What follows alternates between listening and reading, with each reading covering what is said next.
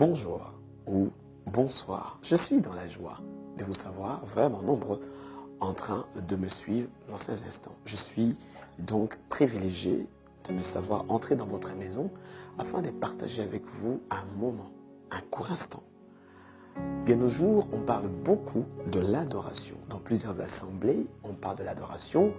Effectivement, sur les réseaux sociaux, dans plusieurs organisations, l'on nous parle de l'adoration.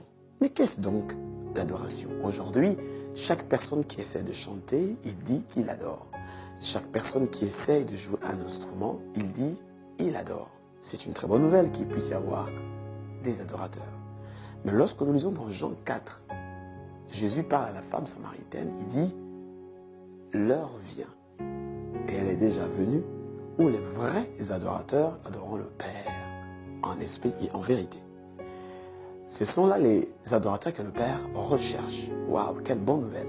Donc Jésus est venu avec ce que moi j'appelle très souvent un CDE.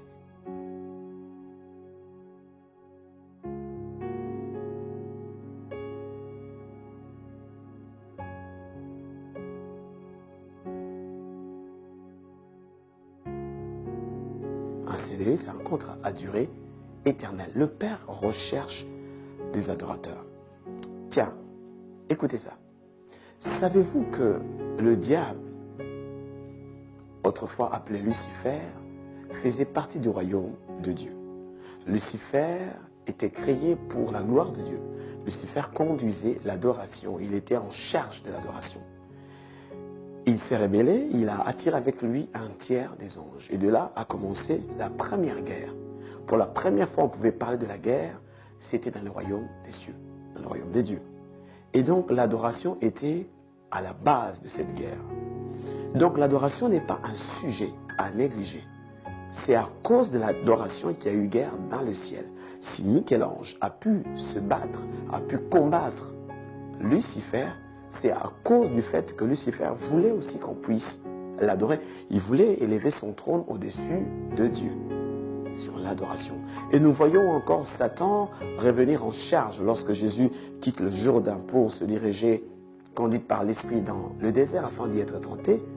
Satan revient encore avec cette information selon laquelle il souhaite qu'on puisse l'adorer. Il dit à Jésus, en dernier lieu, si tu te prosternes et m'adores, alors je te donnerai.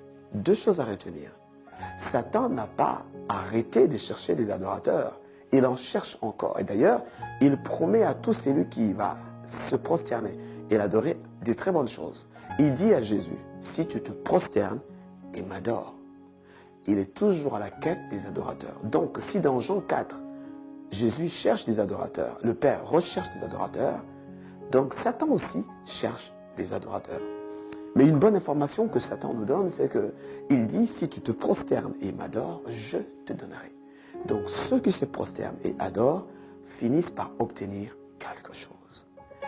Des adorateurs finissent par obtenir. Il connaît, il sait quel avantage un adorateur a auprès du Père. Aujourd'hui, beaucoup de personnes essayent de chanter.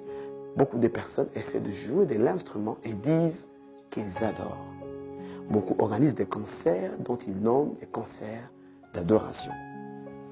Lorsque nous regardons dans le dictionnaire, le mot concert veut dire en même temps un divertissement, a pour synonyme divertissement, faire beaucoup de bruit, ou plein d'autres choses similaires.